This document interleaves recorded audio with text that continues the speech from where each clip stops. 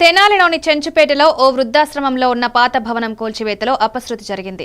Poclain ద్వారా పాత భవనం తొలగిస్తుండగా భవనం ఒక్కసారిగా కుప్పకూలింది. భవనం చిత్రాలు ఆశ్రమం వెనుక భాగంలో ఉన్న అప్పడాల కంపెనీలో పడ్డంతో అక్కడ పనిచేస్తున్న కార్మికులు ఒక్కసారిగా పరుగులు తీశారు. ఆ కంపెనీకి చెందిన పలు నిర్మాణాలు ధ్వంసమయ్యాయి. కార్మికులకు త్రుటిలో పెద్ద ప్రమాదం తప్పడంతో అంతా ఊపిరి పీల్చుకున్నారు.